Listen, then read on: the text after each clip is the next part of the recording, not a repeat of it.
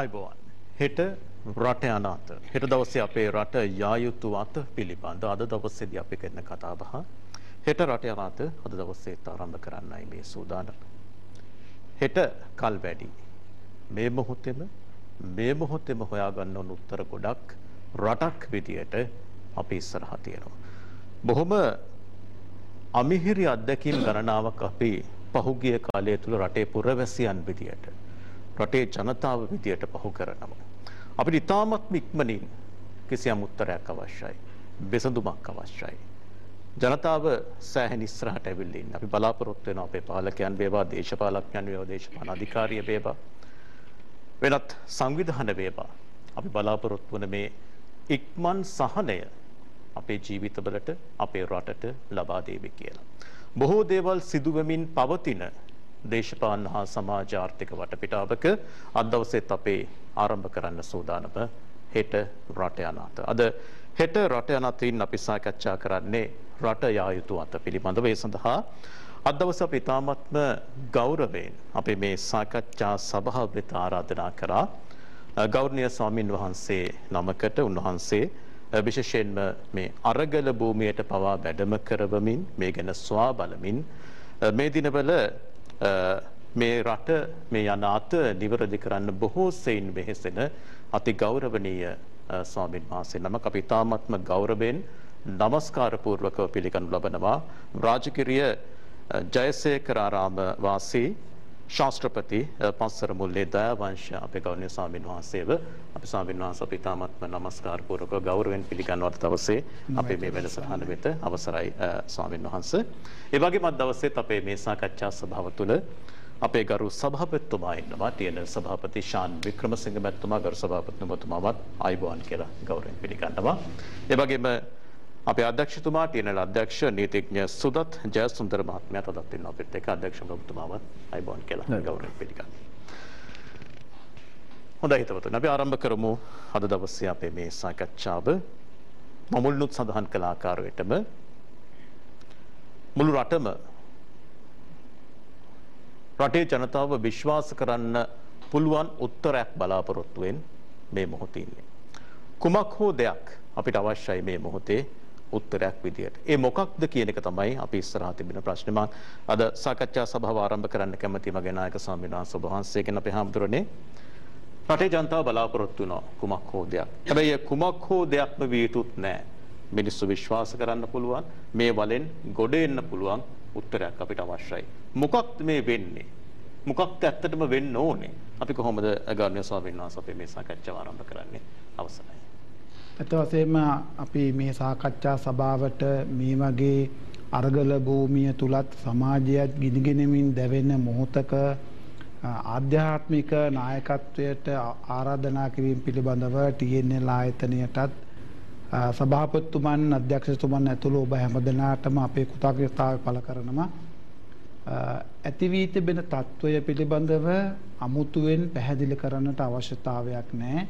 රට ගිනිගෙන දැවෙන මේ මොහොතේ සියලු ආගම්, සියලු ජාතීන්, සියලු පක්ෂ, සියලු සංවිධාන ඒකමතිකව එකඟ වෙන්න ඕනි මේ තත්වයෙන් තව මොහොතක්වත් රට පවත්වා ගන්නට බෑ. ඒ සඳහා එකමුතුව එක්සිත්ව තමන්ගේ පෞද්ගලික අභිලාෂයන් ඉවත දමා දුක් විඳින අන්ත අසරණ වෙච්චි රටේ ජනතාවට යුක්තිය සාධාරණත්වය ඉටු කරන්නට කැපකිරීම කළ යුතු මොහොතක් මේ. එනිසා මේ දින ගණනාව පුරාවටම අපි බලාගෙන හිටියේ මේ සඳහා කුමන විසඳුමක් අපි යෝජනා කළ යුතුද කියලා. බුදුරජාණන් වහන්සේගේ දේශනාවේ තිබෙනවා ආපදාසු භික්කවේ තාමු වේදිතබ්බෝ. මේ රටේ මහජනතාවත් ආගමික නායකයනුත් පාලකයනුත් තේරුම් ගත යුතු වැදගත්ම අදහසක් වන්නේ මෙවැනි අභියෝගාත්මක අවස්ථාවක් ආවහම හැමෝගම තුළ ආත්ම අධිෂ්ඨානය ඇති කර ගැනීම තමයි ප්‍රමුඛතම කාර්ය වන්නේ. මේ ගැටලුව විසඳාගත හැකි ගැටලුවක්. මේ తত্ত্বය සමනය කළ හැකි තත්වයක්. එනිසා මේ පිළිබඳව අවශ්‍ය වන්නේ ප්‍රඥා සම්පන්නව ක්‍රියා කිරීම. සාකච්ඡා භික්ඛවේ පඤ්ඤා වේදිතබ්බෝ. බුදු දේශනාව අනුව ගැටලුවක් ඇති වුණාම ඒ ගැටලුව විසඳාගත හැකි වන්නේ එකිනෙකා කා කොටා ගනිමින් තමන්ගේ කුලය බලය එවැගේම තමන්ගේ තිබෙන මූල්‍යමය ශක්තිය ආදිය ගැන සිතීම නොව හැමෝම විවෘත සාකච්ඡාවකට ඇවිල්ලා විසඳුම් සොයා බැලීම. ඒක තමයි ප්‍රඥාවන්ත ක්‍රමය. දැන් මේ අරගල ඇතිවීමේ පසුබිම ඔබ හොඳටම දන්නවා. අද මේ පාලක පන්තිය බිහිවන්නේම ජනතාව ගුණාට ඇඳවලා ජනතාව මුලාවට පත් කරලා සමාජයේ ඇත්ත වසන් කරලා විශේෂයෙන්ම මේ මාධ්‍ය ආයතන හරහා මිනිසුන්ගේ මනස මුලාවට පත් කළ තමයි බලයට පත් වුනේ. ඒ වගේම පරාජිත පුජ්‍යලයන්ටත් Tamanට ඕමනාවක් තිබුණේ නැහැ මේ රට ගොඩ ගන්නට ඕන කියලා. එනිසා මේ මොහොතේ දැන් හොඳටම පැහැදිලි අරගල භූමියට අපි හැමදාම වැඩම කරලා බැලුවා ජන විඥානය කුමක්ද කියලා. අපට විසඳාගත හැකි අපේ විසඳුම් වලට ප්‍රඥා සම්පන්න ඒ වගේම ආත්මාර්ථයෙන් තොර දෙන විසඳුම් වලට පිළිගන්න පුළුවන් සූදානම් වෙච්ච පිරිසක් ඒ අරගල භූමිය පුරාවටම ඉන්නේ කියලා අපි තේරුම් ගත යුතුයි. අපි ඒ තේරුම් ගත්තා. ඒ වගේම මේ තිබෙන ගැටලු తত্ত্বය විග්‍රහ කිරීමේදී මේ දේශපාලන කණ්ඩායම් විග්‍රහ කළේ මේක ආගම්වාදී බෞද්ධාගමික විරෝධී ඒ වගේම සදාචාර විරෝධී පිරිසක් මෙහෙවන අරගලයක් හැටියට පැහැදිලිව එතනට ගිහිල්ලා බැලුවාම වෙනදා උද්ඝෝෂණයක් ඒ වගේම උපවාසයක් ආරම්භ වුණාම අපි කොච්චර අමාරුවකින්ද ඒක අරගෙන යන්නේ.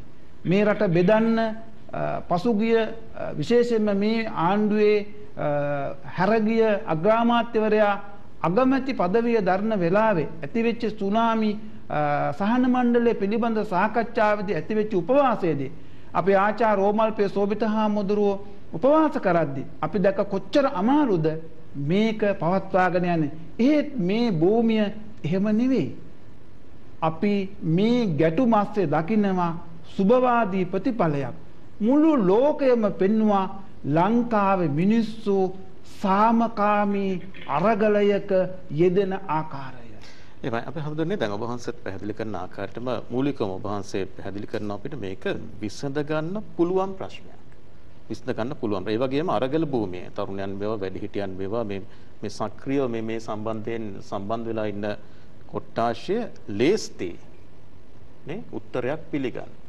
දැන් උත්තරයක් දෙන්න ඕන කවුද? මේ ප්‍රශ්නේ ඇත්තටම කවුරු ළඟද දැන් තියෙන්නේ? මිනිස්සු ළඟද? සාමාන්‍ය මිනිස්සු ළඟද? අරගල භූමියේද? දැන් ඔබ වහන්සේලා වගේ නායක ස්වාමීන් වහන්සේලා ළඟද? නැත්නම් අන්‍යාගමික පූජකතුමන්ලා ළඟද? කවුරු ළඟද දැන් මේ ප්‍රශ්නේ සහ උත්තරය තියෙන්නේ? දැන් කවුද ක්‍රියාකාරී වෙන්න ඕන අන්තිමට?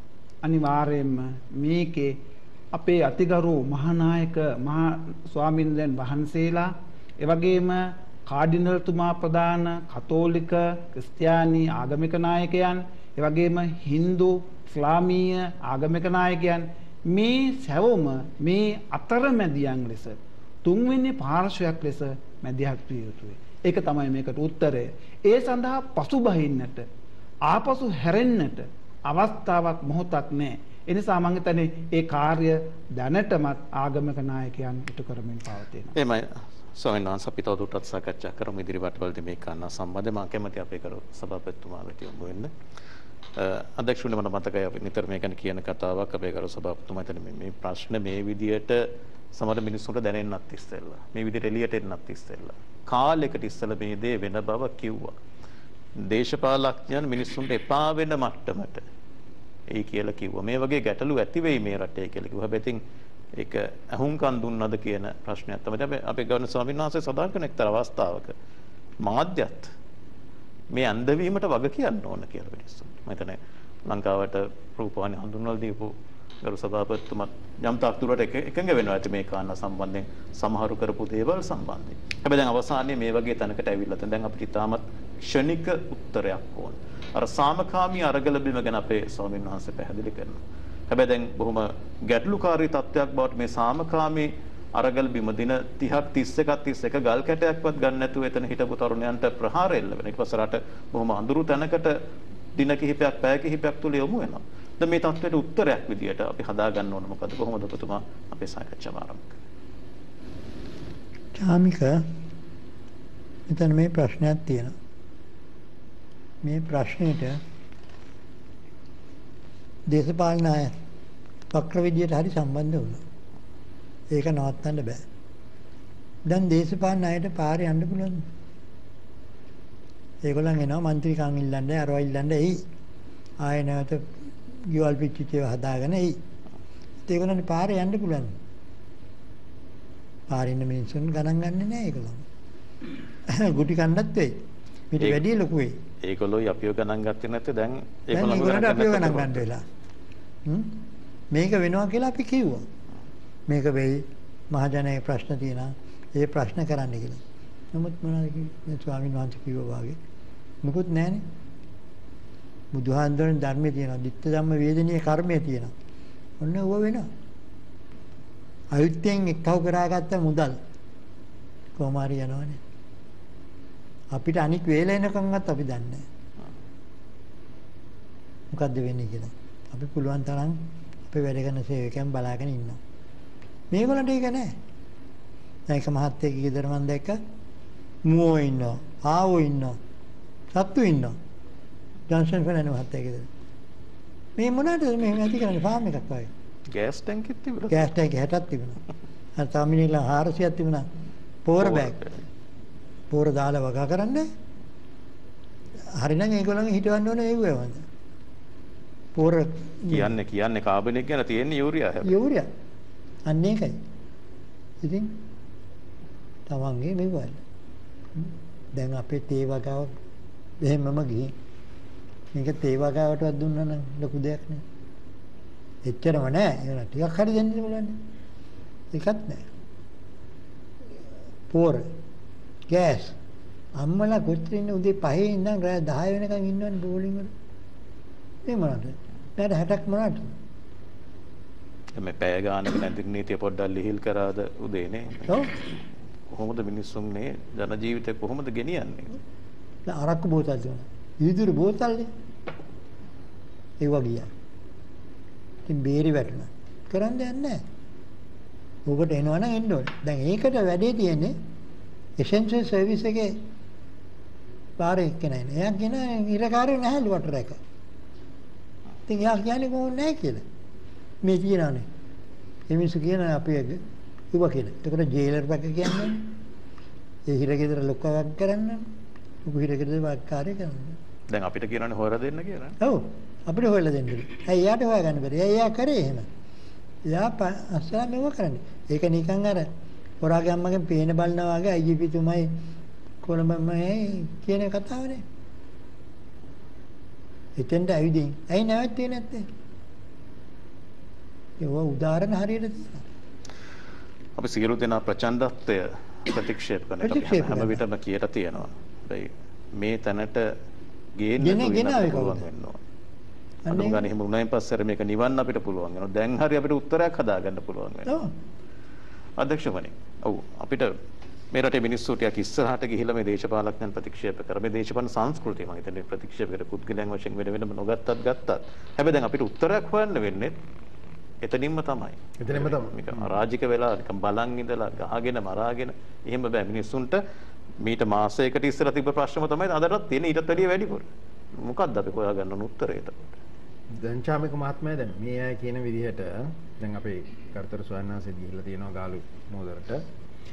දැන් මෙතනදී අරගලේ ගත්තාම උතන කියනවා සිස්ටම් චේන්ජ් කියලා එකක් ගැන අපි කතා කරනවා.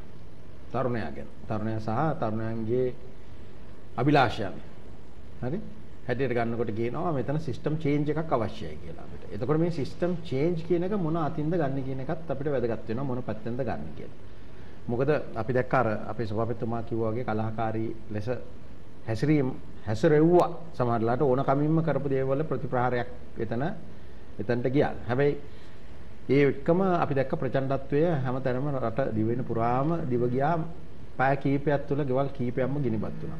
එතකොට මේ සිස්ටම් චේන්ජ් එක කියන එක ගැන අපි අර්ථ නිරූපණය කරන්නේ කොහොමද කියන එක බලා ගන්න ඕනේ. මේ සිස්ටම් චේන්ජ් එකක් සමහර අය කියනවා පාර්ලිමේන්තුවේ තුලින් කියනවා, සමහර අය කියනවා පාර්ලිමේන්තුවෙන් පිටේ ඉඳන් කියලා. ඉතින් චාමික මහත්තයා කියන එක තමයි එතනට.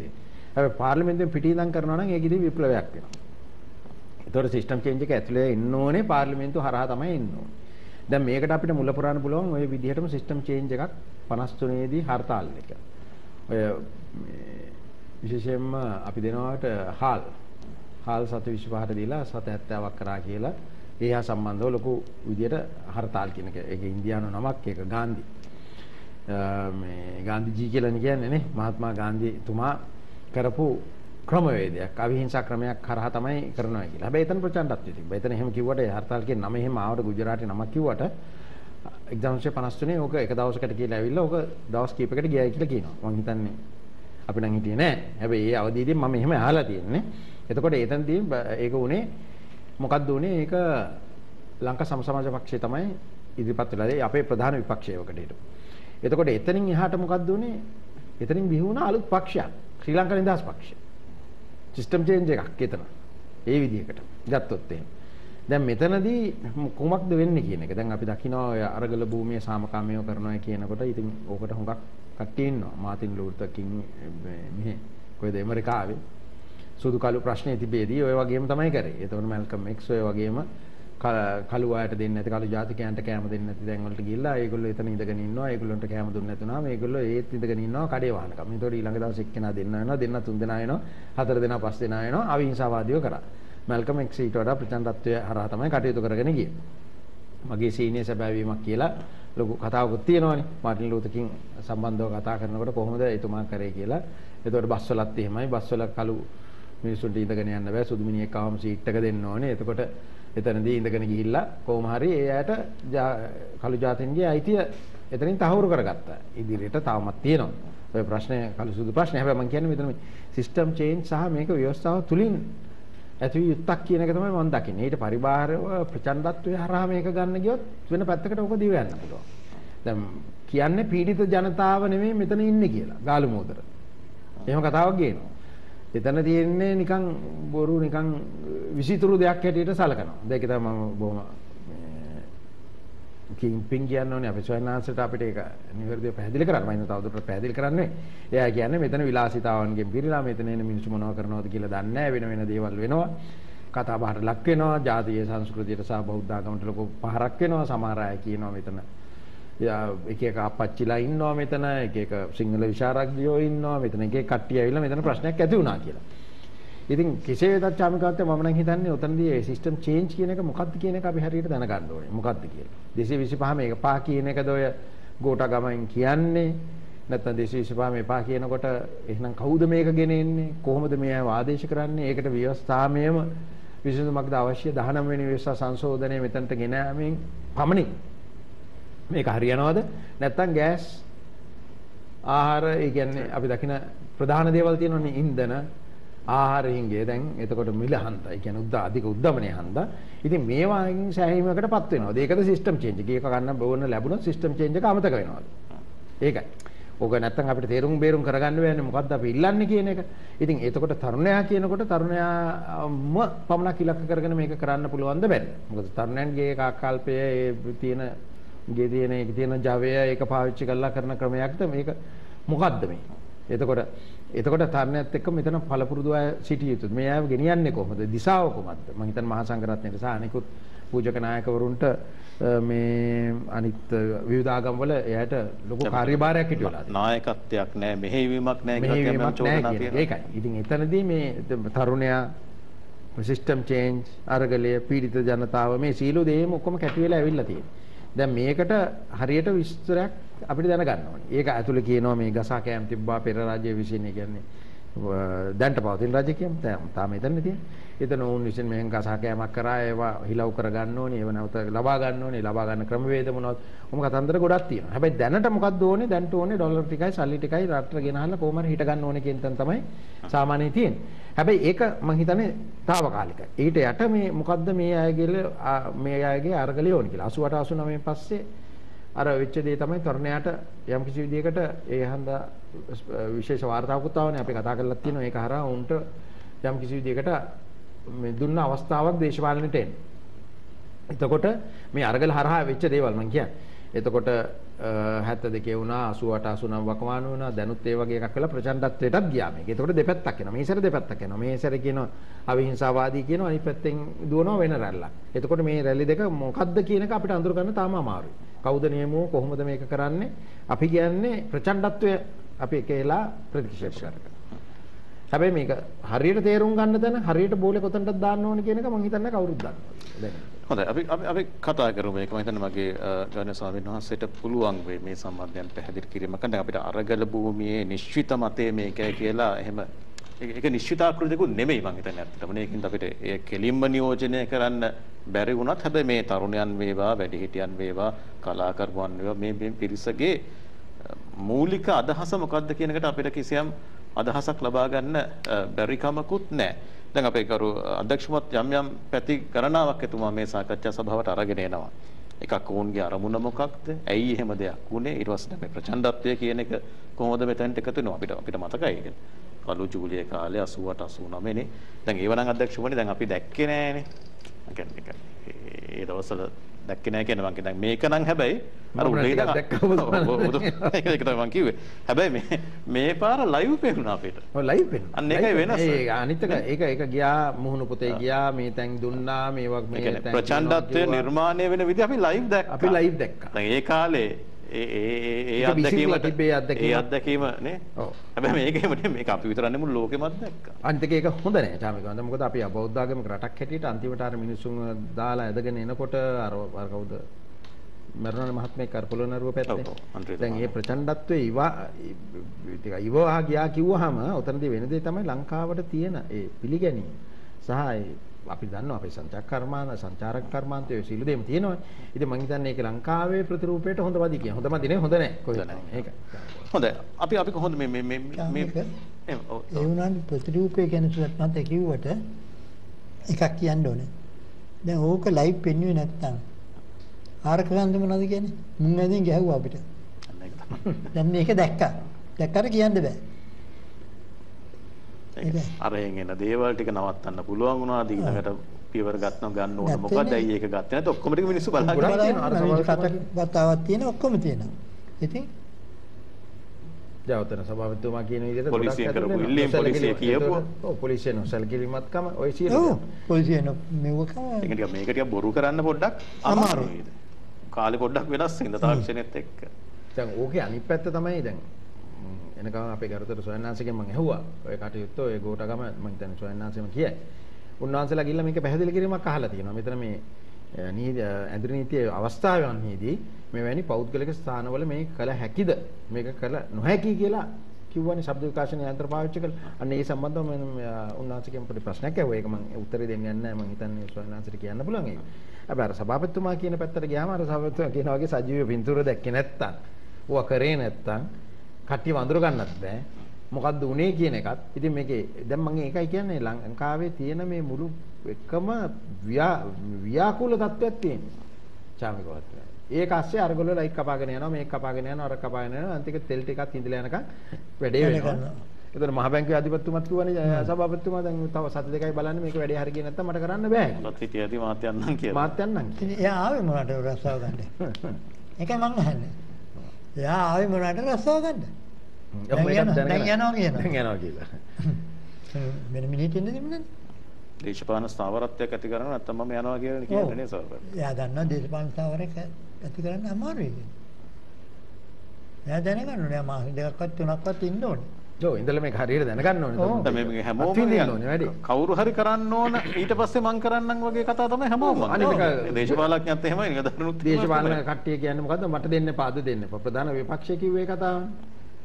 අන්තර්පාලනයට අපි එනවනේ මේ කොන්දේසි මේ කොන්දේසි අර කොන්දේසි ඊට පස්සේ කියනවා නෑ නෑ දැන් රටක් ගැන කවුද හිතන්නේ රටක් ගැන හිතලා කොහටද යන්නේ අන්න ඒක තමයි ප්‍රශ්නේ තමන්ගේ දියුණුව ගැන තමයි කතා කරන්නේ ඊළඟ ඡන්දේ දිනන්නේ කොහොමද මෙතනට එන්නේ ඒක නෙමෙයි මෙතන ප්‍රශ්නේ වෙලා තියෙන්නේ තරුණයන්වත් එක පැත්තකින් සනසනවා මේ පැත්තේ තියෙන සිස්ටම් චේන්ජ් එකක් ගැන කියනවා නම් මොකද්ද කියන එක හොයාගන්න ඕනේ ඒක දේශපාලනය කරන ඇතුලේ අපේ තියෙන ප්‍රජාතන්ත්‍රවාදී ඒකට මේ මොකද්ද ව්‍යවස්ථාව තුලින් ආරෝපණය වෙච්ච එක වියුක්තක් වියුතුයි පාර්ලිමේන්තුවේ. මේ ප්‍රශ්නෙට අවංක වෙන්න ඕනේ. ප්‍රශ්නෙට අවංක උත්තර හොයන්න අර හොරට නිදාගෙන නම් උත්තර හොයන්න අමාරුයි. අපි හැමදෙන්නේ මතුවෙච්ච දේවල් එක්ක කොහොමද මේ උත්තර හොයන්නේ? දැන් අපි මෙතෙන්දී බලන්න ඕනි විශේෂයෙන්ම සාමකාමී මේ අරගලබුම යුද පිටිය බවට පත් කළේ හිටපු ජන අගමැති මේ මහින්ද රාජපක්ෂ මැතිතුමා ඇතුළු ඒ කණ්ඩායම. එතකොට මේ ගැටලුව ඇති මේ සාමකාමීව හිටපු මිනිසුන්ට අවි ආයුධ සපයන්න හිතන්න උනේ අර වේදනාකාරී අත්දැකීම. ඒ කියන්නේ નિરાයුධ මිනිස්සු එක ගෑනු ළමයෙකුට 4-5 දෙනෙක් එක්කව වෙලා ගහනවා මේ මත්ද්‍රව්‍ය භාවිතා කරපු ඒ වගේම විෂපෝපු මේ විෂකාර පුජ්‍යලයන් විසින් මේ සිදු කරපු භයානක තත්ත්වය තුළ මහ ජනතාවට තවත් ඉවසන් ඉන්න බෑ. හැබැයි අපි මෙහිදී මතක තියාගන්න ඕනේ අපි ඊයේ අරගල භූමියට මේ ඇඳනීතිමය ප්‍රශ්නය හමුවේ පොලිසිය ගන්න ක්‍රියාමාර්ගවල සොයා බලන්න ගියාම ඒ තරුණයෝ යෝජනා කරනවා අපි ඒ අරගලයේ ඇති වෙච්ච මොහොතේ එහෙම ක්‍රියා කළාට ඔවුන් සමග අපේ වෛරයක් නෑ. ඔවුන් අද දියුණුයි. ඔවුන් කියනවා දැන් ඔබට යන්න විදිහක් නැත්තම් අපි අරගල භූමිය එකතු වෙලා බස් එකක් අරන් දීලා කෑම ටිකකුත් දීලා ගමට පිටත් කරන්න අපි සූදානම්. අරගල භූමිය ඒ තරම් දියුණු වෙලා සාමකාමී ඔවුන්ගේ හදවත් ආගමික සහජීවනයෙන් පිරීලා දෙමළ මුස්ලිම් හින්දු කතෝලික බෞද්ධ මේ කිසිදු ભેදයක් නැහැ. ඔක්කොම එකවන්ව ඉන්නවා. එතනට ගිහිල්ලා බැලුවාම ආහාර සපයද්දි බෙහෙත් ලබා දෙද්දි භික්ෂුන් වහන්සේලා ඒ වගේම ක්‍රිස්තියානි ෆාදර්ලා මවුලුතුමන්ලා හින්දු කුරුක්කල්ලා මේ හැමෝම මේ අරගල භූමියේ මිනිස්සුත් ඒක රාශි වෙලා රටේ පාලකයන්ට රටේ නායකයන්ට ඇති කරන්න බැරි වුණු ජාතික සමගිය ආගමික සමගිය ඒ අරගල භූමිය නිර්මාණය කරලා තිබුණා. එතකොට එහිදී මේ ප්‍රචණ්ඩත්වයේ ඇති කලේම පලාගිය හිටපු අග්‍රාමාත්‍ය ප්‍රධාන ඒ කණ්ඩායම. එහිදී අපි කියන්නට ඕනි අරගල භූමිය සාමකාමී වුවත් අවස්ථාවාදී මිනිස්සු තැන් තැන්වල මේ ප්‍රචණ්ඩත්වය වර්ධනය කළා. විශේෂයෙන්ම පොඩ්ඩක් බාධා කරන්න මේ මාධ්‍ය තුල අපි කිව්වේ මේක දිගට ප්‍රචාර අපි විවිධ අපි නම් ගම් කිව්වොත් සිරස මාධ්‍ය ආයතනයට හිරු මාධ්‍ය ආයතනයට වගේ මාධ්‍ය ආයතන අපි කෙලින්ම කතා කරලා කිව්වා මේ ප්‍රචණ්ඩත්වය ප්‍රදර්ශනය කරන්න එපා. තව ආවේගස අපි ස්තුතිවන්ත වෙනවා මාධ්‍ය ආයතනවල අපේ ආගමික නායකයන්ගේ ආචාර්ය ඕමල්පේ සෝබිත නායක හමුදුරු කාඩිනල් රංජිත් පියතුමන් ඇතුළු මේ ආගමික නායකයන්ගේ ඉල්ලීම පිළිගෙන ඒ ප්‍රචාරණය නතර කළා. ඒ අතර මීගමුව ප්‍රදේශයේ පෞගිය ආණ්ඩුව බලයට පත් වෙන්න අතපු ජාතිවාදී කැරලි ජාතිවාදී කෝලාහල මතු කරන්න ඒ පිරිහුණු දේශපාලන උත්සාහ ගනිද්දී අඟුරුවාතුට මුල්ල පන්සලේ හාමුදුරුවන්ට කතා කරලා එහි පූජක ප්‍රසාදීන් වහන්සේලාට ප්‍රදේශයේ කතා කරලා ඒ ගින්න නිවන්න භික්ෂුන් වහන්සේලාට ආගමික නායකයන්ට හැකියාව ලැබුණා. ඒ නිසා මේ ගැටලු ඇති වෙද්දී ඒ निराකරණය කරන්නට අද දියුණු බුද්ධියක් තියෙන මිනිසුන්ගේ හැකියාව නිසා ජයග්‍රහණය කරා යන්න පුළුවන් කියන එක මම කිව්වේ ඒ නිසා. ඒ වගේම අපි මතක් කරන්න ඕනි වරදක් වුණාම සිස්ටම් චේන්ජ් එකක් අපි බලාපොරොත්තු වෙනවා නම් අරගල බිමී අයත් රට පුරා ඉන්න අයත් නීතිය අතට ගන්න බෑ. නීතිය සාමය ආරක්ෂා කරන පොලිස් නිලධාරීන්ට පහර දෙන්න බෑ. ඒක ඊටාම වැරදි වැඩක්. අනිවාර්යයෙන්ම නීතිය සාමය ආරක්ෂා කරන්න ඒ වගේම අපි කල්පනා කරන්න ජාතික දේපල විනාශ කිරීම. උදාහරණයක් ඇටියට අර බියගම් ප්‍රදේශයේ තිබුණු ඒ නිවස දැන් රජයට පවරාගෙන තිබෙන්නේ.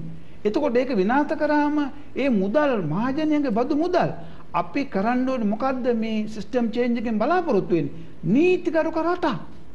අපි ඒ වැරදිකරුවන්ට දඬුවම් දෙන්න ඕනේ ව්‍යස්ථාමය නීතිමය අධිකරණයේ ක්‍රියාමාර්ගයකින්. නැතුව මහජනතාවට නීතිය අතට ගන්න බෑ. එතකොට ඒක ප්‍රචණ්ඩත්වයට ගිහිල්ලා අපේම මුදල් අපි ඔබතුමාලා සඳහන් කරපු 89 71 83 මේ හැම එකකින්ම මොනතරම් ජාතික ධනයක් ජන ජීවිත ප්‍රමාණයක් නැති වුණාද? ඇයි මෙහෙම තත්වයක් ඇති වුණේ? බුදු දේශනාව අනුව කියන ගැටලුවට ඇති වෙන්න හේතු හොයා බලන්න. මෙහෙම පාලන තන්ත්‍රය පිරියුනේ කොහොමද? මේ රටට අපි හිතපු අද විදුලි අර්බුදය යෝජනාවක් ගේනවා ඇති කරන්න සූර්ය කෝෂ. දැන් ඒව රටට ගේන්න ගියාම රටේ මුදල් ඇමතිවරයා 112ක කොමිස් එකක් ඉල්ලනවා. ඒ තරුණයන් එක්ක අපි කතා කළා. ඔවුන් කියන්නේ පිටරට මිනිස්සු ඉන්නවා අපිට උදව් කරන්න. ආයෝජකයෝ ඉන්නවා අපිට උදව් කරන්න. මේ කොමිස් කාක්කන්ගෙන් මේ රට බේරෙන නීතියක් ක්‍රමවේදයක් රටට හදන්න. ඔවුන් 100% මස් රාත්තරම ඉල්ලන්නේ නෑ මේ අරගල භූමිය අය. 225ම එපා කිව්වට ඒ අර්ථයෙන් කියන්නේ ඔවුන් අර පාර්ලිමේන්තු කාලය කාදමනවා. ප්‍රශ්න වලට විසඳුන්නේ නැතුව පැය ගණන් එකිනෙකාට දොස් නගා ගන්නවා. ඒකයි කිව්වේ 225ම එපා කියලා. ඔවුන් දන්නවා මේකට උත්තරය හොයන්නම් ව්‍යස්ථානුකූලව කටයුතු කළේ කියලා. අපි ඒගොල්ලන්ට යෝජනා කළා. පළමුව මේ අගමැතිවරයා ඇතුළු කැබිනට් එක ගෙදර යවිය යුතුයි. ඔවුන් එක පිළිගත්තා. ඉන් පසුව තමයි ගෝඨාගෝ කියන එක නැත්නම් ජනාධිපතිවරයා ඉවත් කළ හැක්කේ ව්‍යස්ථානුකූලවයි. ඒ අරගල භූමියේ ජනතාව පිළිගන්නවා. ක්‍රමවේදයකට යන්න. එනිසා අරගල භූමිය දුර්වල නැහැ. මේ ප්‍රශ්න විසඳන්න බුද්ධිමත්ව ක්‍රියා කිරීමයි වැදගත් වන්නේ. අපරමට අර අවස්ථාවේ මතු කරන්න ඕනේ අපේ හැමදෙරනේ දැන් ඔබ වහන්සේ අර හිටපු අග්‍රාමාත්‍යයට යම් චෝදනාවක් කරනවා. එතනින් මේක වැඩේ ආරම්භ වුණේ කියලා. අපි ඒක දකිනවා. ඒක සජීවීව දකිනවා. ඒකද කෙනෙකුට මෙහෙම තර්කයක් මම කියන එක පැහැදිලි කරගන්න අවශ්‍ය හින්දා. දැන් දේශපාලන නායකයෙකුට අපි රටේ නායකත්වය මතක කරමු. දේශපාලන නායකත්වයකට තමන් ගැටලු සාගත තත්වයක නම් ඉන්නේ. තමන්ගේ පාක්ෂිකයන් මේ විදිහට ආමන්ත්‍රණය කරන්න බැරිද? ඔවුන් වෙනුවෙන් කිසියම් සම්මන්ත්‍රණයක් හෝ කිසියම් ආකාරයක ඒක බරපතල වැරද්දක්ද? කොහොමද ඒ හින්දාම ඔහුට චෝදනා කරන්නේ? ඒ ඇමතුපෙක හොඳ දෙයක් නේ. රටේ හිටපු අගමැතිවරයා තමන්ගේ පාක්ෂිකයන් ගෙනහැල්ලා ආමන්ත්‍රණය කළා. කණ්ඩ බොන්න දුන්න. ගෙදර යවන්න තිබ්බනේ. ඇයි ඔවුන් මේ අරගල භූමියට අර දඬු මුගුරු අරගෙන එවන්න සැලසුම් කළේ? අපි තාම ලැජ්ජාසහගත වෙනුනේ ලංකාවේ වර්තමාන පොලිස්පතිවරයාත් ආරක්ෂක අංශත් ඔවුන් භූමියට එද්දී කොහොමද ක්‍රියා කළේ? ඔවුන් ගහලා මේ අරගල භූමියේ නිරායුධ මිනිස්සුන්ට හිංසා කරලා පාරේ ඇදගෙන ගිහිල්ලා ඒ තරම් හිංසන කරලා අවසානයේ තමයි කඳුළු ගෑස් ගහන්නේ.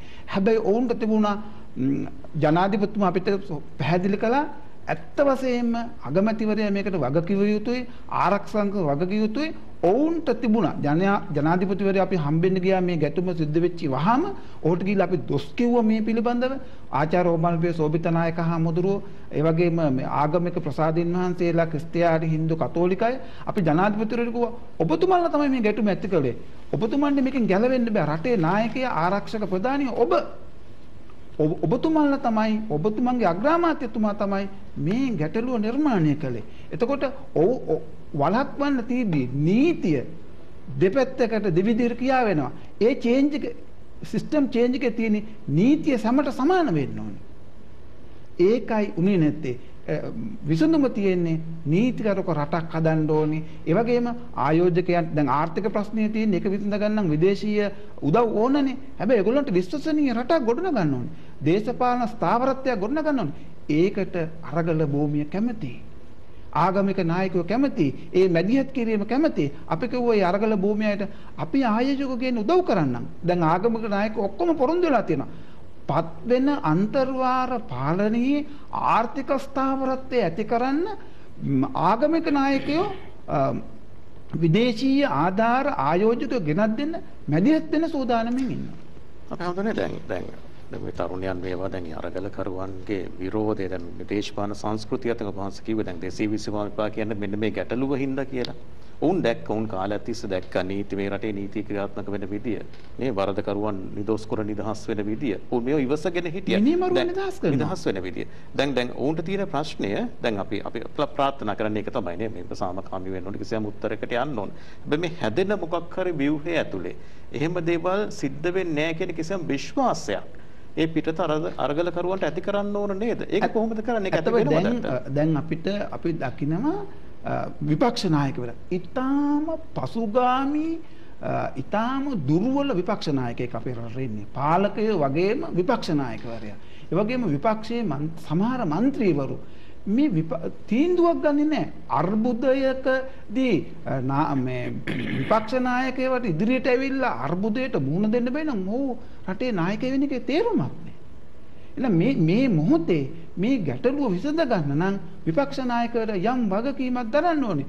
රටම ඉල්ලුවා මහින්ද රාජපක්ෂ හිටපු අගමැතිතුමා ඇතුළු ආණ්ඩුව විසිරුවා. දැන් ඒක වෙලා තියෙනවා. එහෙනම් මේ අභියෝගය බාර ගන්න ඕනේ. අපි ඔවුන්ට යෝජනා කළා ඒක ඔබට ඍජුව බාර ගන්න බැයි නම් ඔබේ පක්ෂයේ වෙනත් කෙනෙකුට බාර දෙන්න. මේ රටේ මේ දේශපාලන ඉතිහාසයේම තිබුණේ කුසලතාවාදයේ තිබෙන දක්ෂතාවයේ තියෙන මිනිස්සුන්ට තැන දුන්නේ ඒ පක්ෂවල ප්‍රජාතන්ත්‍රවාදය නැහැ.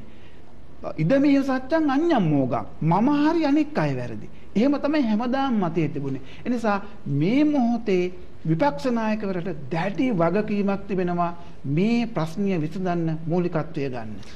හොඳයි.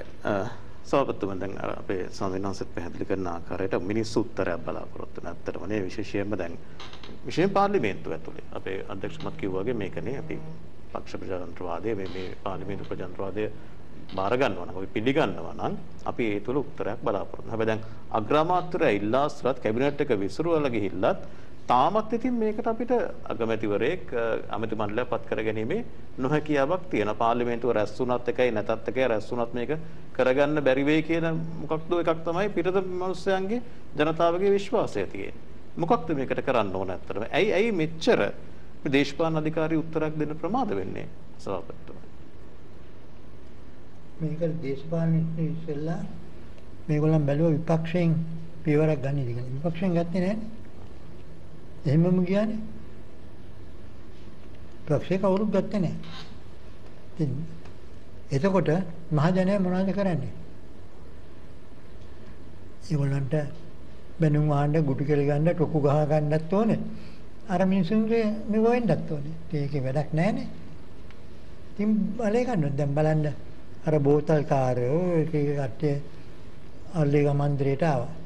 ඒගොල්ලෝ යන්න බෑනේ පිටිපස්සේ. ඇයි යන්නේ නැත්තේ හිටියේ? ඇයි හිටියේ නැත්තේ? ගැටුමක් ඇති කර ගන්නම තියෙන ඕමනා. ඔව්. ඒකනේ ආවේ.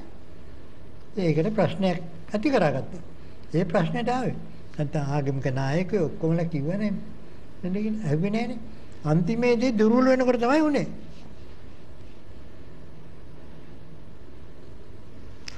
හොඳයි අපි පෙරසවත්මත් සම්බන්ධ කරගමු තවදුරටත් මේ කාරණා සාකච්ඡා කරන්න. අධ්‍යක්ෂකවරනි දැන් අර අපේ ස්වාමීන් වහන්සේත් පැහැදිලි කරන ආකාරයට අපේ සභාපතිතුමත් කියන ආකාරයට එක පැත්තෙන් ආණ්ඩුවේ භූමිකාව.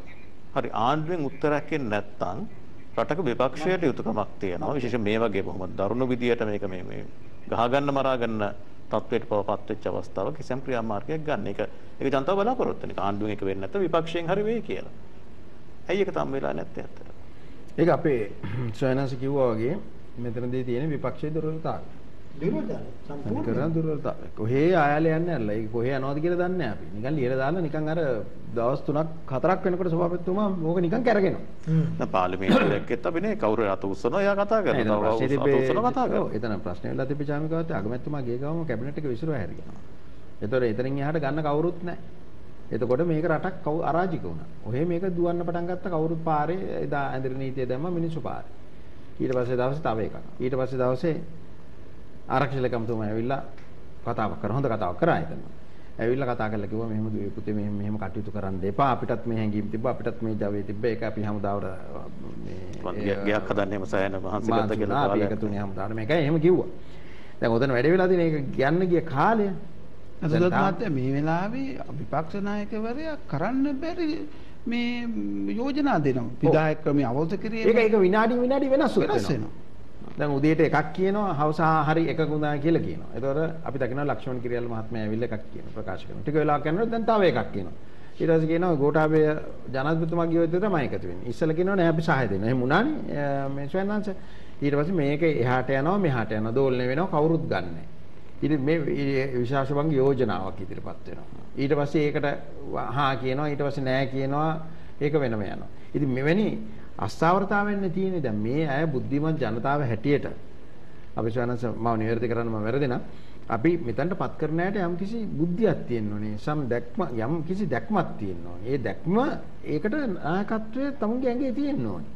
එදා අපි කතා කරා ඔලිවිය ගුණතිලක මහත්මයා ගැන ඔය හර්තාලයේ සම්බන්ධව කතා අද වෙනකන් කතා කරනවා. ඒ කාලේ බණ්ඩාරනායක මැතිණිය ගැන කතා කරනවා. හරි?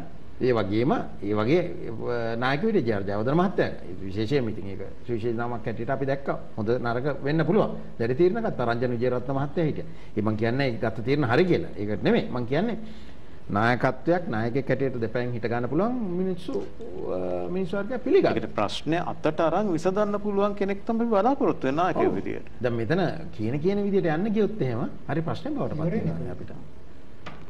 දැන් මිනිස්සු හැමදාම කෝල් කරලා අහනවා අපේ සභාපතිතුමා මට ඉඳන් කියනවා අපි ඉවරයි. මොකද්ද අපි දන්නේ මොනව වෙනවද කියලා.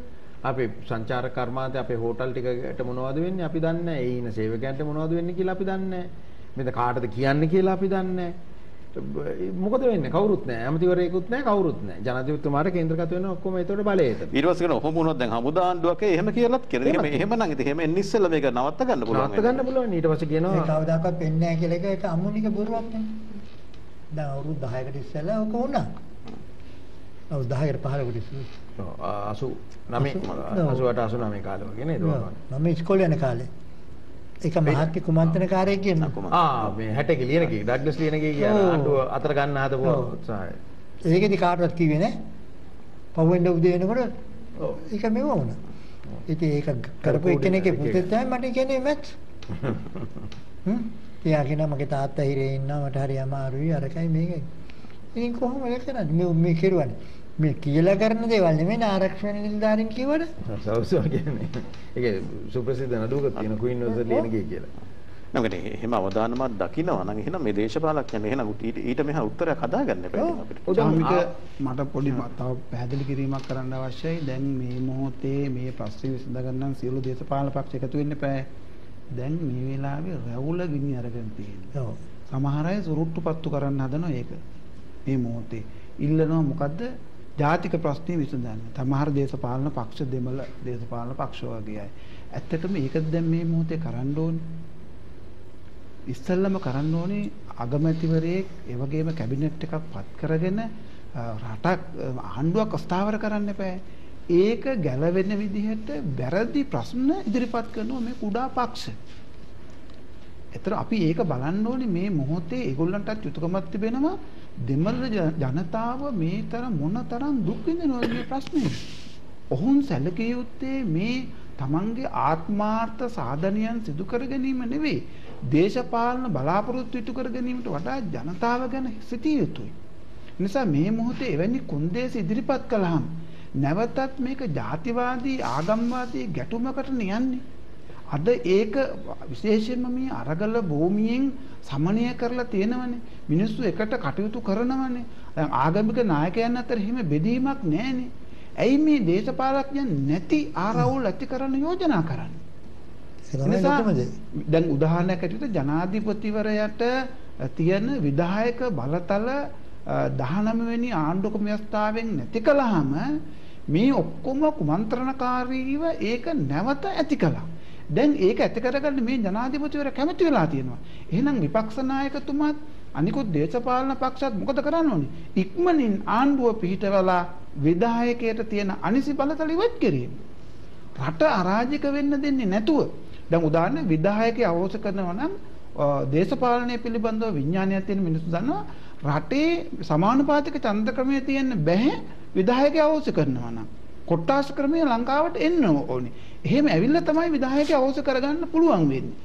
එහෙම නැතුව මේ අත්නෝමතික දේශපාලන දැනුමකින් තොරව Tamanට සමහර විට තනතුරටපත් වෙන්න බැයි නම් ඒක එපා කියලා යෝජනා කරනවා. දැන් උදාහරණයකට විදුහල්පතිවරයෙක් පත් වෙනවා පාසලක. ඒ විදුහල්පතිවරයා ස්ත්‍රී දූෂණයක් කරනවා. එතකොට අපි කරන්න ඕනේ විදුහල්පති ධූරය නැති කිරීමද? පුජ්‍යලයා ඉවත් කරලා සුදුසු පුජ්‍යලෙක් ඒකට ඉදිරිපත් කිරීම. එනිසා මේ වෙලාවේ අපි යෝජනා කරන්න ඕනේ මේ රැවුල ගෙනියන් ඉන්න වෙලාවේ සූටුපත්තු කරන අතර දේශපාලනයක් කරන්න එපා කියලා දේශපාලඥයන්ට. අනිත් එතන තව ටිකක් පැහැදිලි කරගන්න සභාපති අධ්‍යක්ෂකවරුන් විශේෂයෙන්ම දැන් ඔය ජනාධිපතිවරයාට ඉවත් වෙන්න කියලා කියනවා. ඔබ දැක්ක විපක්ෂීය ප්‍රධාන දේශපාලන පක්ෂ දෙකම ඒක කියනවානේ. සමගි ජන බලවේගයත් ජාතික ජන බලවේගයත් සමගි ජන බලවේගයේ ස්ථාවරයන් සමහර අවසන් නිවේදනයේ තිබ්බ කෙටි කාලයකට හිටියත් කමන්නේ අපිට බාධා කරන්න නැත්නම් වගේ වාක්‍යයකුත් ඒක තිබ්බ. කොහොම වුණත්. දැන් මේ මොහොතේ දැන් අගමැතිවරයා අයින් වෙලා තාම පත් කරගන්න බැරුව දඟලනවා. දැන් මේ මොහොතේ එහෙම ජනාධිපතිවරට අයින් වෙන්න පුළුවන් ඇත්තටම. අයින් වුණොත් මොකද වෙන්නේ? එහෙම යාගේ රෙස්පොන්සිබිලිටිස් යනවනේ. විවස්ථාව තුළ තියෙනවා දීඩ. මොකද සවතුමා වැඩේ වෙන්නේ අගමැති කෙනෙකුත් නැහැ. කැබිනට් එකකුත් නැහැ. ජනාධිපතිත්ව කවුද එතනට එන්නේ? එතන තමයි ලොකු ප්‍රශ්නේ වෙන්නේ. එතකොට එන්නේ කතානායක කෙනෙක් වගේ කෙනෙක් තමයි දාන්න වෙන්නේ. ඊට වඩා දුර්වලම වෙච්ච කතානායකවරු ජනාධිපති වෙන්නේ. ඒත් මම දීර්ඝ කාලයකට බෑනේ. කිසියම් අවස්ථාවක ඇතුළත පාර්ලිමේන්තුවේ තෝරා. ඉතින් ඒකනේ වැඩේ වෙන්නේ. ඉතින් ඕක ප්‍රශ්නේ වෙන දේ. මේ සමහර සටන් පාට ආකර්ෂණීය වුණාට මේ මොකටද වරංගුද ප්‍රායෝගික ප්‍රශ්නයක් නේ. හැබැයි මේ තරම් මං හිතන්නේ ලංකා ඉතිහාසයේ කොහෙවත් ওই අරාජික දැන් සමහර කට්ටිය නම් කිව්වා නැවක ඉඳගෙන රට පාලනය කරා කියලා. 60 කාලේ ඒවා සභාපතිතුමා කිව්ව අවස්ථාවේදී නැවක ඉඳන් බණ්ඩාරනායක මැතිණිය රට පාලනය කරයි කියලා. දැන් කොහොම හරි ඒක පාලනයක් තිබ්බා. මෙතන පාලනේ ගිලී ගියා. ගිලී ගියා කියන්නේ අස්වෙච්ච ගමන්ම ඊට පස්සේ මොකද්ද කරන්න කියන එකට අන්දමන්ද වෙලා ඉන්නේ. ඒක දන්නේ නැහැ. ඊට පස්සේ මේක එක පැති වලට දෝලණය වෙන්න පටන් ගත්තා. මේක ඇමරිකාවෙන් ආපු කතාවක්ද? මේක චීනයත් එක්ක මේ සිස්ටම් චේන්ජ් එක කියන්නේ මේක රතු කොමියුනිස්ට්වාදී ඔන්න ඒ පැත්තද? මිනිස්සු Tamanට ඕනක හිතා ගන්නවා. Tamanට ඕනේම කරනවා. මේක රුසියාවයි මේකයි නැවත ගැටුම් කිරීම අපි එච්චර මන් දන්නේ අපි එච්චර පිහිටීම සම්බන්ධව නම් කියනවා භූගෝලීය පිහිටීම සම්බන්ධව ගත්තොත් එහෙම අපි ඉන්න ප්‍රධාන තැනක කියලා පිහිටලා තියෙන ශ්‍රී ලංකාව.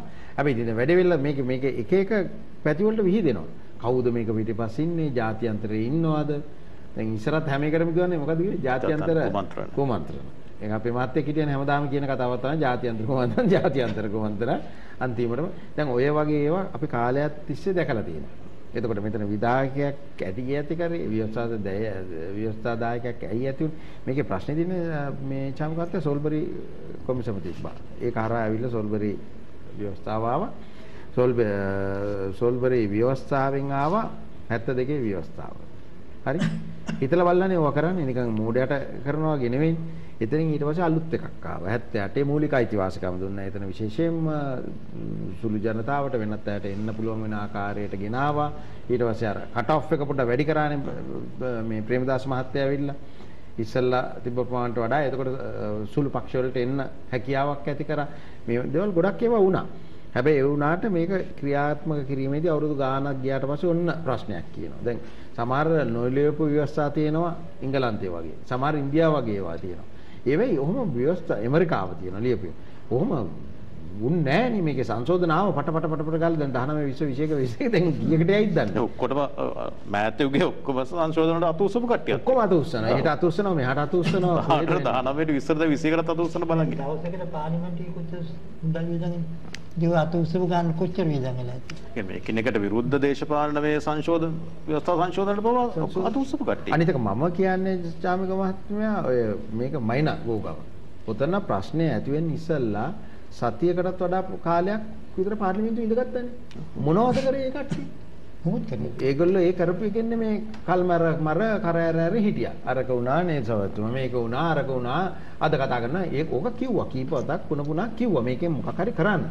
මේකෙන් මොකද ඔයගොල්ලන්ට දීලා තියෙන වරම අරගෙන මේ අවස්ථාවේදී කරන්න. කරේ නෑ. කරේ නැති එකෙන් මොකද්ද වෙච්ච හානිය බලන්න. දැන් ඒක ලඟු කරන්න බෑ මහ ජනතාවට. අනිත් පැත්තෙන් කතා කරන්න බෑ මේක කවුද කරේ? දැන් කියනවනේ දැන් ඔක බොරුව කරලානේ බේරෙන්න හැදී. හරි ගියේ නෑ. මිනිස්සු තමයි වැරදි අපි හරි අහිංසකයි කියලා මන්ත්‍රීවරුන්ටනේ එහෙම කියන්න බෑ. ඒගොල්ලන්ට මේ ප්‍රශ්න අතරනම් උත්තර දෙන්න. ඒක සවතුන් දැන් මේ රටේ දේශපාලන පක්ෂ ගැන මම දන්නේ මම මොහොම විවෘතව අහන්නේ. ඒ කියන්නේ දැන් බොහොම අර්බුදකාරී තැනකනේ රට සහ මිනිස්සු ඉන්නේ. එහෙම නිකන් කොන්දේසි දාලා අයින් වෙන්න පුළුවන්. මන්දක අපි විවෘතව කතා කරොත් දැන් ප්‍රධාන දේශපාලන පක්ෂ දෙකම අපි දැක්ක දැන් ජාතික ජන බලවේගය පව ජනතා විමුක්ති පෙරමුණ මූලිකව ඔවුන් කියනවා ජනාධිපතිතුමා අයින් වෙන්න ඕන නේ.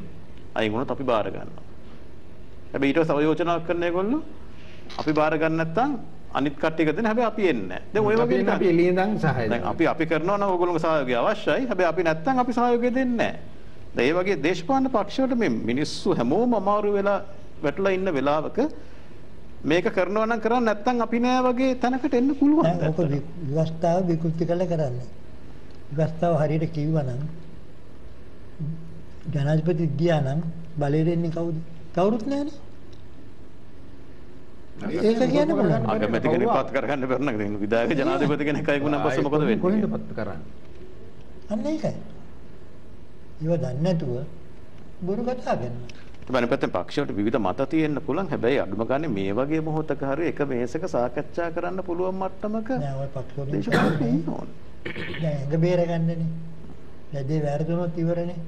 දැන් කොහෙන්ද ආධාර ගේන්නේ කොහෙන්ද මුදල් ගේන්නේ එහෙම කිව්වා වගේ නෙමෙයි ගත්තයින් පස්සේ. ඉතින් දැන් කියනවා මෙහෙම කරේ නැත්නම් අපි ජොයින් වෙන්නේ නැහැ කියලා. ඒක ලේසිනේ. මරන්න ඒක ඔබ වහන්සේ කෙනෙක් පොඩ්ඩක් පැහැදිලි කරන්න. දැන් අපි දැක අරගල භූමියේ විවිධ දේශපාලන අදහස් ගන්න පුද්ගලයෝ ඉන්නවා. මේක නිර්පාක්ෂිකව බොහොම බහුපාක්ෂික ආකෘතියක් ඇත්තට මේකට. හැබැයි වුන් කිසියම් එක් අරමුණක් වෙනුවෙන් සාකච්ඡා සම්මන්ත්‍රණ සහභාගී වෙමින් විවිධ අභියෝග ජය ගන්නමින් වුන් ඉන්නවා. ඇයි අපේ දේශපාලන පක්ෂවලට එහෙම පෙනුමක්වත් ගන්න බැරි? මම අනිත් පැත්තෙන් දැන් පක්ෂවල යෝජනා විතරක් නෙවෙයි අපි දැක්ක ත්‍රිනිකායක මහා නායක ස්වාමීන් වහන්සේලා බොහොම වටින යෝජනාවලියක් ඉදිරිපත් කළම දැන් ලියුම් මම හිතන්නේ 3-4ක් විතර යවුවා මේක ක්‍රියාත්මක කරන්න කියලා. කාදිනතුමල්ලත් එක පැත්තකින් ඊට සහයෝගයට ඒ වගේම නීතිඥ සංගමයේ පව පිළිගත හැකි සංවිධානයේ රටේ ඔවුනුත් විවිධ යෝජනා ඉදිරිපත් කළා තියෙනවා. ඇයි අර මං කිව්ව අරගල භූමිය ආකෘතියවත් අපිට ඇයි මේ දේශපාලනඥයන් දකින්න බැරි ඇත්ත? ඇත්ත වශයෙන්ම ඔබතුමාර මුලින් සඳහන් කරපු මේ ජාතික ජනබලවේගය මේ වෙලාවේ කියන්න ඕනේ ඔබ ගැටලු ගැන ගොඩාක් විග්‍රහ කිරීමේ අපූර්ව හැකියාවක් තිබෙනවා. ගැටලු निराකරණය කරන්න ඔබ පෙළඹෙද්දී ඔබ නැවත මේ සමාජයේ ගැටලුකාරී තත්වයට පත් කරනවා. ඔබ පාලනය බාර ගන්නවා නම් අපි ඔක්කොම සහයෝගය දෙන්න ඕනේ. හැබැයි ඔබ එතනට එන්නේ නැත්නම් ඔබ විපක්ෂයේ ඉන්නවා. ඒත් වශයෙන්ම ජාතික ජනබලවේගය කරන්න ඕනි මේ රටේ ගින්න නිවන්න නම් ඔබ විශාල මහජන මතයක් නියෝජනය කරන දේශපාලන ධාරාවක්. එතකොට ඔබ මේ ආණ්ඩුව තුලට ඇවිත් මේක විසඳන ක්‍රමවේදයට ඇතුළේ සහ විශේෂයෙන්ම හදන ජාතික සභාවට ඔබ එන්න ඕනේ. ඔබට ඇමතිකම් ගන්න බැරි නම් ඔබට ආණ්ඩු පක්ෂයේ නියෝජනය විශේෂයෙන්ම ඇමතිකම් ආදිය ගන්න බැයි නම් ඔබ අඩුම ගානේ අර ජාතික සභාවට එන්න ඕනේ. එහෙම නැතු ඔබට මේකෙන් කරාරින්න බෑ. මහ ජනතාව රවට්ටන්න හදන්න එපා ඒ වගේ. ඊළඟට ඔබ ඉතාම අසාධාරණ එකක් කියන්නේ. අපි සහාය ගන්න යන්නේ තමන් කරනවා නම් විතරයි. එහෙම බෑ. මේකේ හැමෝම ඔබ හිතන්න ඕනි දේශපාලන බලය ගැන නෙවෙයි. මේ වෙලාවේ දුක් විඳින මිනිස්සුන්ගේ කුසගින්න, ගෑස් ටික, විදුලිය මේ ගැන හිතන්න. ජාතික ජනබලවේගය ඇත්තම ජනතාවට ආදරේ නම් විපක්ෂ නායකතුමා ඇත්තටම ජනතාවට ආදරේ නම් කරන්න බැරි දේශපාලන ප්‍රතිසංස්කරණ යෝජනා කරන්න එපා. ඔබ මේ වෙලාවේ දැන් ජනාධිපතිවරයා යන්න කැමැත්තෙන් ඉන්නවා. අපි යන්න ගෞරවාන්විත මගසලස්මක් හදන්නේ නැහැ. මේ හිටපු අගමැතිවරයාට මේ විදිහේ අභාග්‍ය සම්පන්න සමුගැනීමකට වඩා අතිගරු මහානායක ස්වාමීන්ද්‍රයන් වහන්සේලා ලිපි 4කින්ම දැනුම් දුන්නා. ඔබට ගෞරවාන්විත සමුගැනීමකට ඔබ දැන් ක්‍රියා කරන්න. එහෙම කළේ නැහැ. එතකොට මේ විපක්ෂය කරන්න හදන්නෙත් ඒකමද? විපක්ෂයේ පක්ෂ කරන්න හදන්නෙත් ඒකමද? මේකට ගෞරවාන්විත විසඳුමක් දෙන්න ඔබ දේශපාලන කොන්දේසි දාලා හරියයිද? සුළු පක්ෂ වලටත් අපි යෝජනා කරන මේක. ඔබ ඔක්කොම එකතුව ඔබේ මහ ජනතාව ගැන හිතන්න. ශ්‍රී ලාංකිකයන් ලෙස මේ ගැටුම් භූමියේ අරගල භූමියේ සාමකාමී මිනිසුන්ගේ සිතුවිල්ල ගැන හිතන්න. විශේෂයෙන්ම පෝලිං වල මැරී වැටෙන මිනිසුන්ගේ ජන ජීවිතය ගැන හිතන්න. ඖෂධ ටික නැතුව ජීවිතය ඉල්ලා හඬන මිනිස්සු ගැන හිතන්න. ගැටලු විසඳන්න නම් මං මුලින් කිව්වේ ආත්මාර්ථයෙන් තොරව මහ ජනතාව ගැන හිතන දේශපාලනයක් රටට. අපේ ස්වාමීන් වහන්සේත් පැහැදිලි කර ආකාරයට සෞඛ්‍ය අධ්‍යක්ෂකව දැන් අවසානයේ දැන් අපේ දේශපාලන අර්බුදයේ කිසියම් පමණකට විසඳගත්ත කිසියම් එකඟතාවයකින් අපි දැන් මොනවා කරන්නත් මේ ආර්ථිකය ශක්තිමත් කරගෙන ඉන්න බෑ. මිනිස්සුන්ට කන්න බොන්න ටික මේ මොකද විදේශ විනිමය ටික හදාගන්න එපා. මේ ඉල්ලලා තියෙන ණය ටික හරි ලබා ගන්න එපා. ඒ හැකියාව නේද අන්තිමට අත්‍යවශ්‍ය වෙන්නේ අපිට. කරන්න පුළුවන් වේද අපේ රටට. සභාපතිතුමා කිව්වා වගේ පටන් ගන්න සභාපතිතුමා කිව්වනේ තේ වලට අද වෙලා තියෙන විනාශය මොකක්ද කියලා. ඒ වගේම රටේ තියෙන ප්‍රතිරූපය ගැන.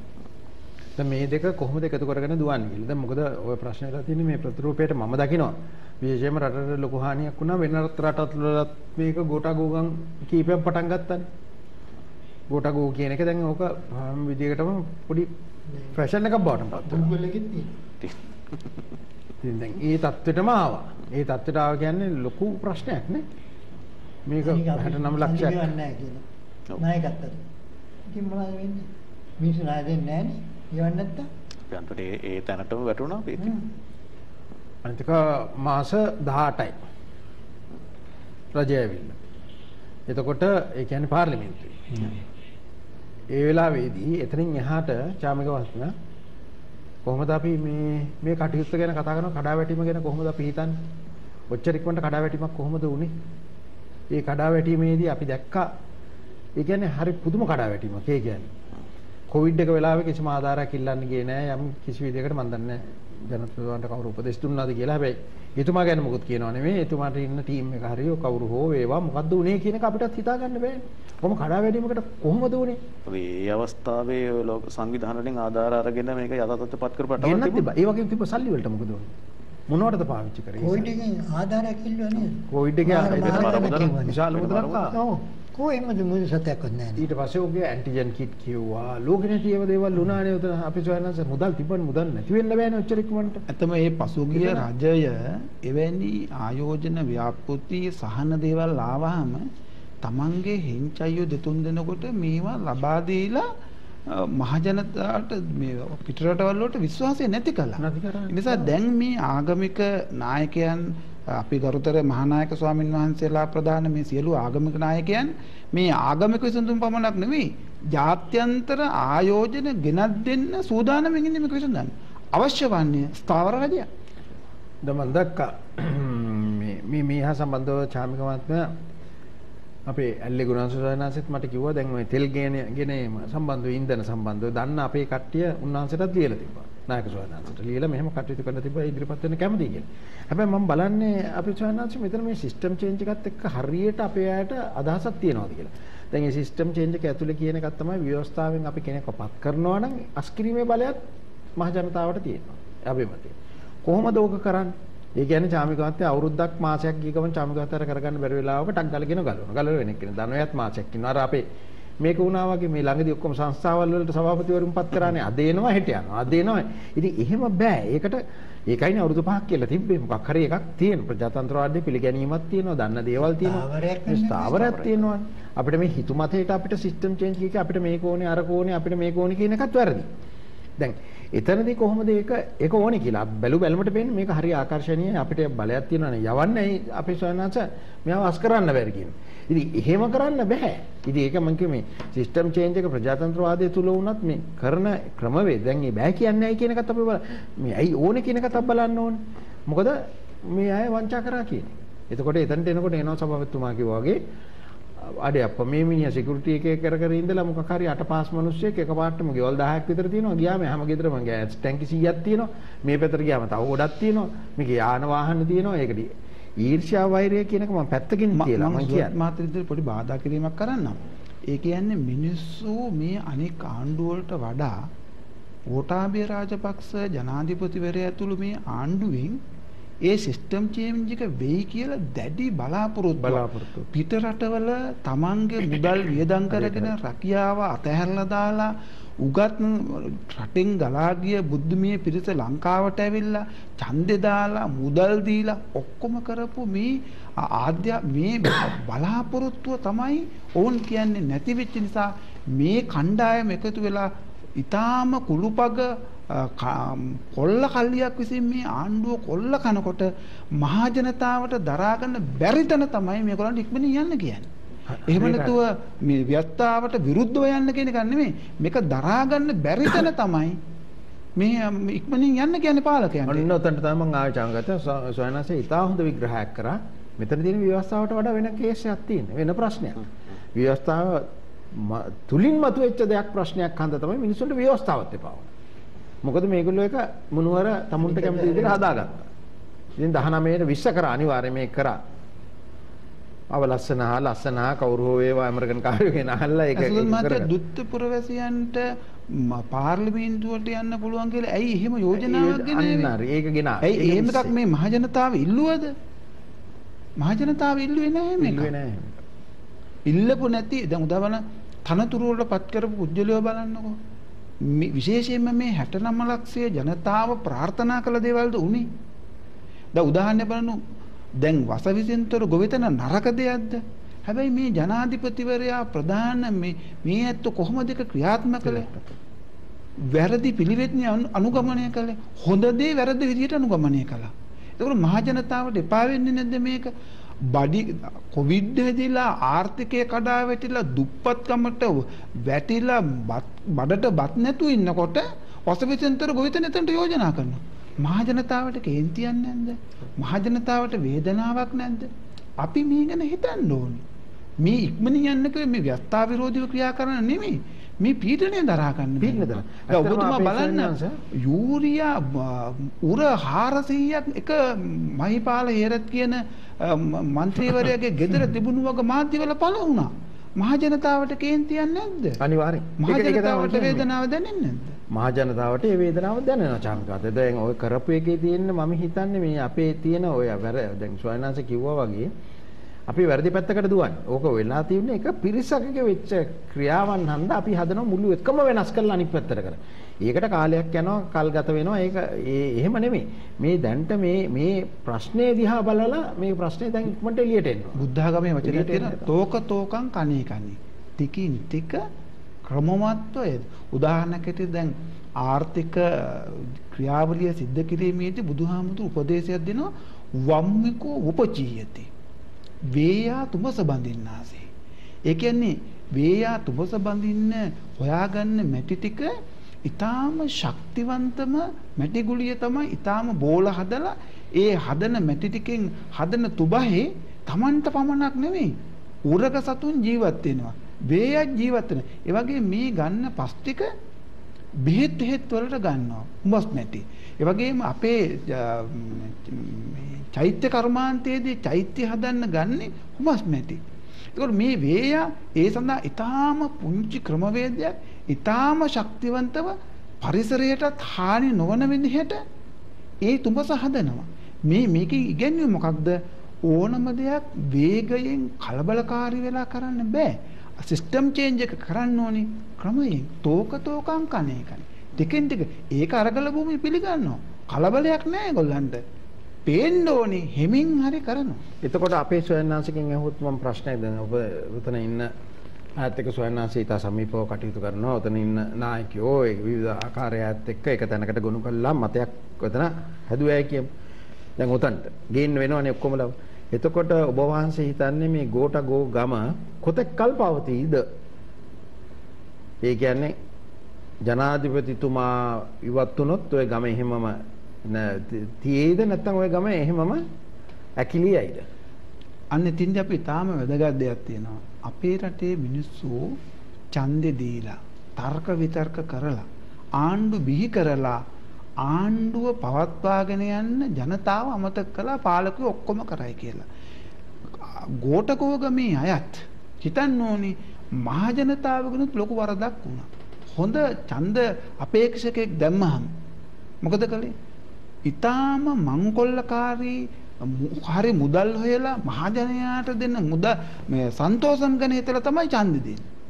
පක්ෂවල ඊටාම වැදගත් උගත් මට ඔබතුමාට පක්ෂව කතා කරන්න බෑ මම මේ කිව්වේ උගත් මිනිස්සු දැම්මහමත් මිනිස්සු ප්‍රතික්ෂේප කළා. නිදහස් අධ්‍යාපනය ගෙන ආපු WW කන්නංකර මහත්තයා ඊළඟ ඡන්දෙදී පරාජය වෙනවා. ඒක ජනතාවගේ වරද.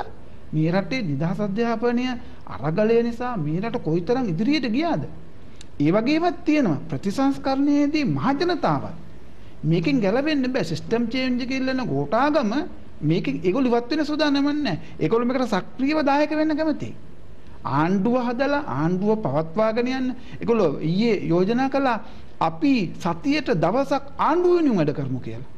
එහෙම සූදානම්. ඒ කියන්නේ අපේ ස්වාමීන් කියන්නේ දැන් මේ ගෝඨා ගමේ ඉන්න අය මේ ඊළඟ රජයකට හෝ වෙනත් දෙයකට මෙතන උපදේශ සක්‍රීය දායක වෙනවා. සක්‍රීයව කොහොමද උපදේශක කමිටුවක් හැටියටද සක්‍රීයවම දැන් දවසට මේ සතියකට දවසක් නොමිල වැඩ කරන්න කැමති ආණ්ඩුව වෙන්නේ. ඔව් නෑ ඒක කොහොමද ඒ සම්බන්ධ වීම ඒ අය කොහොමද කතා කරන්නේ කොහොමද ඒ සම්බන්ධ වීම කරන්න හදන්නේ කියන්නේ. ඒ අරගල භූමියේ මෙහෙවන කණ්ඩායම් නායකයෝ ඉන්නනේ. අපි ඒ අය ගෙනත්ගෙන සාකච්ඡා කර කර සමහර විට ඒගොල්ලන්ගේ අන්තවාදී අදහස් සමහර ඒවා තිබුණා. ඒවා අපි වෙනස් කළා. ඔවුන් පිළිගත් ඒවා මේ ඔවුන්ට සමහර අත්දැකීම් නැති අය මේ වේදනාවත් එක්ක ඉදිරිපත් කළත් යම් කරුණු ඔවුන්ට අත්දැකීම් තිබුණේ නැහැ මේ ඡන්ද දේශපාලනය ගැන. ඒව පිළිබඳව අපි යම් අවබෝධයක් ලබා දුන්නා. ඒගොල්ලෝ වෙනස් වෙන්න සූදානම්. මොකද අපේ ස්වාමීන් මම කියන්නේ මමත් දන්න මහත් එක්කනේ මේ මහත්තයා කියලා තිබ්බා මේ මම බොහොම අමාරුවෙන් ටියුෂන් දීලා සල්ලි හොයාගෙන ඊට පස්සේ නම් දිවි තියෙන තුරා මම නම් ඉන්නේ නැහැ කියලා. හරිද? අපේ ස්වාමීන් රත්නසේකර මහත්තයා පිළිගත් මහත්තයා. ඒගොල්ලෝ අරගල භූමියේ අයගේ විනාශයක් නේ අවස්ථාවාදීන් කරපු අවස්ථාවාදීන් කරපු වැඩ. ඒකට නීතිමය වශයෙන් දඩුවම් කළ යුතුයි කියලා ඔවුන් විශ්වාස කරනවා. ඔව් දැන් මේ මහාචාර්යතුමාට වෙච්ච වැඩෙන් වෙන්නේ උතන්ට ස්වයංනාංශිකේ උගත් අය ගැන කතා කරනවා. ඒ තුමා විතානි හිතමානි හොඳට මම දන්න කෙනෙක්. ඒ තුමාගේ තැනට දැන් ඊළඟට එන්නේ ගමේ ඉන්න චන්දියා. මොකද මිනිහා කියනවා මගේ ගේකට ගිනි තියන්නවත් මන් දෙන්නම් වැඩේ කියන මයන් කෙනෙක් තමයි ඊළඟ ඡන්දෙන් එන්නේ. ඔන්න ඔතන තමයි වැඩේ තියෙන්නේ. ඔය ගිනි තීමෙන් ඕක උනේ. දැන් හැමෝම කියනවා ඔය එක එක ಜಾති මිනිස්සු ඉන්නවනේ රත්තරන්ලා ඔක්කොම ಜಾති මිනිස්සු ඔක්කොමලා බිහි වුණේ 88 89 වකවානුවෙන් පස්සේ කියලා. හොඳ චරිත ටිකක් නැති වෙලා ගියා කියලා. මෙතන චණ්ඩිකාරයෝ ටිකක් ඇතුළට ආවා. දැන් ඊළඟ සැරෙත් එන්න ඔය වගේ චණ්ඩිකාරයෝ ටිකක් තමයි. ඉතින් ඔන්න ඕක ස්වාමීන් වහන්සේ ලොකු ප්‍රශ්නයක්. ඔය අරගල භූමියෙන් උත් මැද අරගල භූමියේ චණ්ඩිකාරයෝ ටිකක් ආවොත් අපිට ලොකු ප්‍රශ්නයක් එනවා. අරගල භූමියෙන් සක්‍රීය දායවනකෝ හොඳ මිනිස්සු පාර්ලිමේන්තුවට ගෙන්නත් ඒගොල්ලෝ දායකත්වය දක්වනවා. එතකොට ඒගොල්ලෝ පක්ෂයක් හැටියට හදාගෙන මෙතන ක්‍රියාකාරී දේශපාලන එහෙම අදහස් තේන අයත් එතන හිටියා. අපි කිව්වා එහෙම ඕගොල්ලන්ගේ ආවේග තිබුණට එහෙම මහජන ඡන්දේ උරගා බලන්න බෑ. අපි ක්‍රමයකට මේකට දායක වෙමු. එතකොට අපි බලමු කොච්චර මිනිස්සු බලාපොරොත්තු තියාගෙන හිටියත් පක්ෂයකින් දාන්නේ වැරදි අපේක්ෂකයෝ නම් මොකද කරන්නේ? ඒක තමයි ප්‍රශ්නේ. ඔවුන්ට මුදල් ඊට ඒක විතර නෙමෙයි. ඒ අයට පෙරදුන බැරි වෙලාවත් ඒගොල්ලෝ පෙරදුනොත් ඒ වගේ දූෂිතයන්ටම තනතුරු දෙනවා. ඒක තමයි ඔවුන් ඉල්ලා සිටින්නේ. එහෙම කරන්න එපා. කුසලතාවාදයට හැකියාව තියෙන මිනිසුන්ට අවස්ථාව සලසන්න. දේශපාලනයේ පමණක් නෙමෙයි රාජ්‍ය සේවයේ සිස්ටම් එකක් හදන්න ඕනේ. කුසලතාපූර්ණ රාජ්‍ය සේවක ඇගීමට ක්‍රමයක් හදන්න ඕනේ ඒකට. ආයතනවලත් එහෙමයි. ඊළඟට මේ තව එකක් කියන්න ඕනේ මේ මාධ්‍ය ආයතනත් වගකීමෙන් ක්‍රියා කරන්න ඕනේ. ඔවුන් බලන්න දැන් අපි හැමදාම මේ පුවත්පත් අනුන්ගේ මුදල් වලින් එන්න පුළුවන් දුවන්නේ. හැබැයි ඔවුන් සුපිරිම දේශපාලඥයන් ලෙස පෙනී සිටිනවා. මම ආරාධනා කරනවා ඔබ මේක බාර ගන්නද වගේ. ඔබට ගැටුම් තියෙන වගේ නැත්නම් නාස්තිකවාදී හැම වෙලාවෙම කියන්න පුළුවන්. ප්‍රායෝගිකව මාධ්‍ය සහාය දෙන්න ඕනේ කුසලතාපූර්ණ මිනිස්සු සමාජගත කරන්න. මේ රට මේ දැය මේ සමාජය පෝෂණය කරන එවැනි ශක්්‍යතා සහිත මිනිසුන් ජනගත කරන්න මූල්‍යමය වාසයකින් තොරව. දැන් උදාහරණ ගන්නකො සුනාමි ව්‍යසනය ඇති වුණා. අපේ ආචාර්ය ඕමල්පේ සෝබිත නායක හමුදු ගෙවල් 954ක් හැදුවා. මේ පැවතිච්ච රජයකටවත් කරන්න බෑ. මොන මාධ්‍ය ආයතනෙන්ද මේකට ප්‍රචාරයක් දුන්නේ? අපි හදන්න ඕනේ බදගිරියේ සෝමවංශ හාමුදුරුව මේ රටට පූර්ව ළමාවිය පිළිබඳව අධ්‍යාපන ප්‍රතිපත්තියක් හදලා හැමදාම මේක ජනගත කරගන්න ඉන්නවා රාජ්‍යයට ප්‍රතිපත්තියක් වශයෙන් දෙන්න ඉන්නවා. ඒකට අවස්ථාවක් මන් දැක්කේ නෑ මාධ්‍යකින් දෙනම. රටේ අර බාල પરම්පරාව හදාගන්න අද තියෙන මේ විෂණකාරී තත්වයෙන් මේ සමාජයේ අනාගතය මුදව ගන්න උන්වහන්සේ සූදානම්ෙන් ඉන්නවා. ඔබ දන්නවා අතට ෆෝන් එකක් දුන්න නැත්නම් ජීවිතය හානි කරගන්නවා. අද ගේම් වලට මේ තාක්ෂණයේ උමතුව නිසා මේ ළමා ජීවිත කොච්චර කඩවෙනවද? ඒක හදන්න සූදානම්ෙන් ඉන්නකොට මාධ්‍ය ආයතන මොකද්ද කරන්න ඕනේ? උන්වහන්සේලාට අවස්ථාව මේ ලබා දෙන්න. මම ආරාධනා කරනවා සභාපතිතුමාට උන්වහන්සේ වගේ වැනි ආචාර්ය බන්දගිරිය සෝමවංශ හාමුදුරුවෝ වගේ වැනි සමාජ ප්‍රතිසංස්කරණවාදී භික්ෂුන් වහන්සේලාට ඔබතුමාගේ ආයතනයත් අවස්ථාව ලබා දෙන්න. හොඳයි. අනිවාර්යයෙන්. ඒ වගේ අවස්ථා ගණනාවක් කර සභාපතිතුමා ඒ කාලේ ඉඳන්ම ලබා දීලා තියෙනවා. එතන අපි කතා කළ යුතු කාරණා තව ගොඩක් තියෙනවා. අපේ වෙලාව තමයි අපිට තියෙන ගැටලුව. අපේ සංවිධාන සදේශ මේ සඳහන් කර ආකාරයටම මේ බෙදී ගිය වගකීම් ටිකක් තියෙනවා. මේ සිස්ටම් එක අවංකව චේන්ජ් කරන්න ඕන නම් තමන්ගේ ජොබ් එක හරියට කරන්න ඕන වටපිටාවත් අපි ඒ ගැනත් තවත් අවස්ථාවක් ලැබුණොත් අනිවාර්යයෙන්ම කතා කරමු. අවසන් වශයෙන් කම්ම කුබ්බානං තමන්ගේ වගකීම තමන් ඉටු කළ යුතුයි. ඊටමත් කෙටියෙන් අපි තව අවසන් රටයකට ගියොත් මේක අවධාරණය කරගන්න අවසන් වශයෙන් ජනතාවට මේ මොහොතේ ඊටමත් වැදගත් කිසියම් නිවැරදි පණිවිඩයක් ලබා දෙන්න සභාපතිතුමනි කොහොමද කෙටියෙන් අවසන් කරන්නේ? අපි කියන්න නරකයි මේක අපි වගකීම් තොරව ගියා කියලා නේ. අපිටත් බලස්ථාරයක් තියෙනවා වගකීමක් තියෙනවා. ඒක අපි කරන්න ඕනේ. දැන් ඒක පැහැර අරලා හරියන්නේ නැහැ නේ. දැන් අපි හරි අනිත් ඔක්කොම වැරදි කියලා ඉඳලා හරියන්නේ නැහැ. අපි හැමෝගෙම වගකීමක් තියෙනවා. අපි ඒක වැඩේ ගන්න ඕනේ. අරගෙන කරන්න ඕනේ. මේ මාධ්‍යයක් තියෙන හුඟක් දේවල් කරන්න මාධ්‍ය කරන්නේ ඒක. වෙනම කතා කරන්න ඕන එකක් තියෙනවා. ඒක වෙනම කතා කරන්න ඕනේ මාධ්‍ය වෙන ඒවා. දැන් මොන දේ හදාගත්තත් හරියන්නේ ආකෘති එතන වරුන්ට මිනිස්සුන්ට පණිවිඩ යන්නේ එතනින්. ඒක මම හිතන්නේ ඉස්සෙල්ලාම අපි චේන්ජ් කරගන්න ඕන. මාධ්‍ය කියලා තිබුණා. අපේ මහත්තයා දැන් මේ පැත්තේ නෙමෙයිනේ මේ පැත්තේ. ඒක අපිට ප්‍රශ්නයක් නැහැ නේ. YouTube එකේ පෙන්නන මේ මහත්තයා වාඩි වෙලා ඉන්න මේසෙක ඊට පස්සේ මේ මහත්තයා යනවා. අපේ මහත්තයා යන පැත්තට තමයි ඉතින්. ඔව් අපේ මහත්තයා කතා කරන එච්චරයි. අපේ මහත්තයා ටීවී channel එකේම දානවා. ඒකයි නේ. අපේ මහත්තයා. අපේ මහත්තයා. හරි. අධ්‍යක්ෂමනි. කොහොමද අපි අවසන් කරන්නේ සාකච්ඡාව? ඡායගත දැන් අපි අපේ මාතෘකාවත් එක්කම ගත්තාම සභාපතිතුමා කියන එක ගත්තාම අපේ කාර්යභාරය නිසියාකාර කළ යුතුයි. එතනම මම හිතන අපේ ස්වයංනාසෙත් එතන ප්‍රවේශයක් අරගෙන කිව්වා මොකක්ද අපි කළ යුත්තේ කියලා. විශ්මතු කළ යුත්තේ මාධ්‍යයක් හැටියට. මම නම් කියන්නේ චාමිකවන්තය දැන් මේකේ තියෙනවානේ මධ්‍යම කාලීන දැන් දීර්ඝ කාලීන කියලා අපි මේ දෙකට අපි ලෑස්ති වෙන්න ඕන. කොහොමද කියලා මේ මුදල් ගෙන එන්නේ කොහොමද මේ මහ ජනතාව පීඩිත ජනතාව මේ මුදව ගන්න මොනවද කියලා. නැත්තම් මේකේ අන්තයකට ගියොත් අපි දන්නවා නවත් චණ්ඩීන් ටිකක් තමයි ඇතුළට එන්නේ. ওই චණ්ඩියෝ ටික ආවොත් ආයිත් මේක කනවා. මෙතන කළා ওই චණ්ඩීන් සමත් වෙයි බලපෑම් කරන්නේ ඊළඟ හොඳ ජනාධිපති කෙනෙක් ආවොත් ඒ මනුස්සයව තමාරු වේදා. මම කියන්නේ මේ ජනාධිපති හොඳ නැහැ කියන කතාවක් නෙවෙයි මම කියන්නේ. මොකද අපිට ඒක ඇතුළට ගිහිල්ලා කිඳා බහැලා කියන්න බෑ. මොකක්ද උනේ කවුරු අතින්ද එතුමා තමයි ගත්තේ මේ තීරණ. ඉතින් එතන එතුමා වැරදි. ඒක නිසගම කියනවා. සත්භාවයෙන් සම්බන්ධ ප්‍රශ්න තියෙනවා. හැබැයි ඉතින් ඇයි එහෙම වුනේ කියලා. දැන් මෙතන කියන්නේ වගකීමක් එන්න බෑ කොතනට හරි. ඔව් මෙහෙ තියෙන්නේ මොකක්ද ඒකට කියන්නේ අර මේ මුරණ්ඩු කීම ගැන කතා කරන්නේ. කියන ඒවට අහුම්කම් දුන්නේ නැහැ කියන තැනට න්යාවේ. හරිද? දැන් මම කියන්නේ ඔය ඒ වගේ පිරිසක් බිහි කරනවට වඩා මෙහෙම යථාර්ථවාදී යම්කිසි හොඳ පිරිසක් හොඳ උගත් බුද්ධිමත් රට වෙනුවෙන් කැප වෙලා කටයුතු කරන පිරිසක් ගැන තමයි අපි කතා කරන්නේ මධ්‍යම කාල සහ දීර්ඝ කාලීනව. ඒහා සම්බන්ධව අපි කටයුතු කළ යුතුයි. එතනට කුමන විදිහටද අපි මේ අය මෙහෙවන්නේ කියන එක. දැන් මට මතකයි මට මේ අපේ ඇල්ලේ නායක ස්වාමීන් මට කිව්වා සුවත් මහත්තයා කවුරු හරි ගන්නවා නම් පින්පව් දන්න මිනිස්සෙක් තමයි ඉන්නවා. කිටි. මං හිතන්නේ ඒක හරි දිග පණිවිඩයක් දෙන්න එතන. ඒ කියන්නේ කැක්කුමක් තියෙන, තෙතමනයක් තියෙන. මිනිස්සයා ගැන කම්පණය වෙන. තමුන් ඒක ප්‍රයෝජනෙ අරගෙන උඩඟුකම නෙමෙයි. අන්න ඒ වගේ මිනිහෙක් තමයි ඕනේ කියලා. නැතුව මේ කඩලා බින්දලා දාලා දාමරික ලෙස කටයුතු කරන මිනිස්සු නෙමෙයි. ඔය පින්පව් කියන්නේ පින්නට සහ පවට තියෙන බය. ඒක ඇති. හිරියොතක් භාවය. එතකොට මොකද ඒක තියෙනවා නම් අපි දන්නවා මේක ලැජ්ජා බය එතන තියෙන්නේ. මොකද ඒකනේ තියෙන්නේ පින්පව් එකත් එක්කම ඊට පස්සේ පිනා පව් කරන්න පුළුවන් කිසි ලැජ්ජා බයක් නැති මිනිස්සුනේ එතනට වැටෙන්නේ. අන්න ඒක මාතෘකා කරගෙන තමයි අපි කටයුතු කළ යුත්තේ කියලා මම හිතන්නේ ඒකයි මම උන්වහන්සේක වදන්නේ එහෙම. ඒ කියන්නේ নমස්කාර පූර්වකව පිළිගන්න ඕන ඕක. ඒ වචන දෙකයි. පින්පව් දන්න මිනිහෙක් තමයි මෙතනට ගේන්න ඕන. ඒ කියන්නේ ලැජ්ජා බය දන්න ඒකේ අධික තෘෂ්ණාව නැති. ඒ කියන්නේ අපි දැක්කනේ ඉතින් අපි බෞද්ධ ධර්මයේ තුලම අපි දැකලා තියෙනවානේ. එතකොට මේ ප්‍රශ්නෙන් ගොඩ එන්න නම් අන්න එහෙම එකක් වෙන්න ඕනේ. නැතුව මේක දන්නේ නැති මිනිස්සෙක් උතන්ට આવොත් අපිට ලොකු ප්‍රශ්නයක් වෙනවා.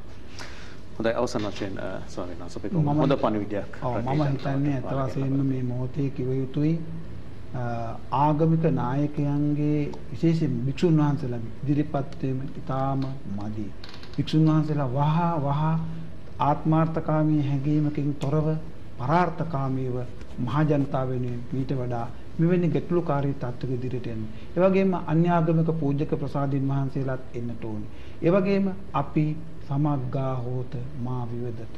අපි සමගි වෙලා විවාද නොකර අඤ්ඤමඤ්ඤම් පියචක්කෝයි සම්පස්සමානා හැමදෙනා දෙසම ප්‍රියයසින් බලමින් කිරි වතුරයි වගේ කවලම් වෙලා මිශ්‍රව අපි එකිනෙකා හිතන අර සුදත් මහත්තයා සඳහන් කළා වගේම කරුණාව, මෛත්‍රිය, පින්පව් ගැන විශ්වාස කරන යහපත් මනසකින් යුක්තව විශේෂයෙන්ම ඒ සියල්ල මතම ප්‍රඥාව මුදුනටපත් කරගනිමින් සමාජය සුවපත් කරන්න අපි හැමදෙනාම එක්වෙමු. හොඳයි එහෙනම් ගොඩක් පින් අපේ ස්වාමීන් වහන්සේ ශාස්ත්‍රපති පස්සර මුල්ලේදෑ වංශය ස්වාමීන් වහන්සේ වහන්සේට ගොඩක් පින් හැවකම නිදුක් නිරෝගීතාවයේ චිරජීවනයේ දීර්ඝායුෂ බොහොමත්ම පින් සිතින් අපේ මේ හෙට රට යන අත වැඩසටහනෙන් ප්‍රාර්ථනා කරන්නේ වගේම මයිකරු සභාපතිතුමාට කරු අධ්‍යක්ෂතුමාට ගොඩක් ස්තුතියි අයිබෝවන්.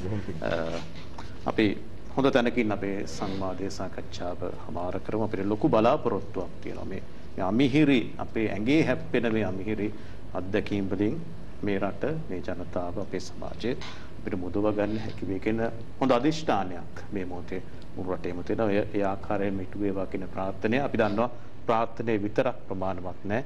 ඒ සඳහා අපි කැප වෙන්න ඕන, වැඩ කරන්න ඕන. අපේ ජොබ් එක අපේ කොටස අපි අනිවාර්යෙන් ඉටු කරන්න ඕන. ඒ අධිෂ්ඨානයත් සමගින් අදට අපි සමුගන්නවා හෙට රට යන අතින් නැවතත් ලබන සතියේ මෙවැනිම සංවාදයකින් හමු වීමේ බලාපොරොත්තුෙන් සුවදායක රාත්‍රියක් ප්‍රාර්ථනා කරනවා හැමෝටම.